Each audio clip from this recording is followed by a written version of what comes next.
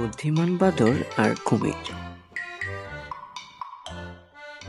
এক বাঁদর একটি নদীর তীরে বাস করত। তার প্রিয় কাজ ছিল নদীর পাশের গাছ থেকে রসালো ফল খাওয়া।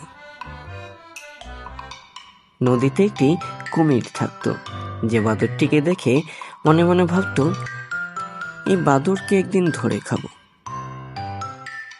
একদিন কুমির বলল, বাঁদর ভাই, তুমি সারাদিন গাছে গাছে ফল খাও, নদীর ওপারের গাছগুলোতে আরো মিষ্টি ফল আছে, চলো আমি তোমাকে আমার পিঠে চড়িয়ে নিয়ে যাই।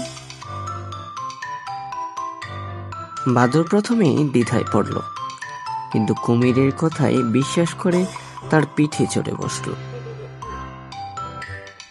নদীর মাঝখানে এসে কুমির তার আসল উদ্দেশ্য প্রকাশ করল।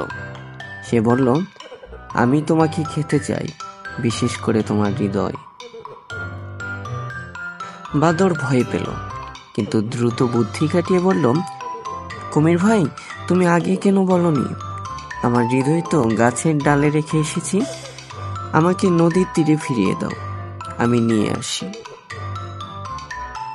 কুমির নির্বোধের মতো বাঁদরকে আবার টেনে নিয়ে গেল।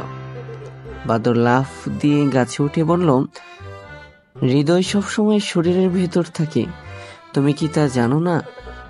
তুমি খুব বোকা, আর আমি তোমার ফাঁদ থেকে বাঁচলাম। কুমির লজ্জায় নদীতে ডুবে গেল, আর বাঁদর নিরাপদে তার গাছে ফিরে গেল। নীতি কথা: বিপদে পড়লে ধৈর্য ও বুদ্ধি খাটালে মুক্তি পাওয়া যায়।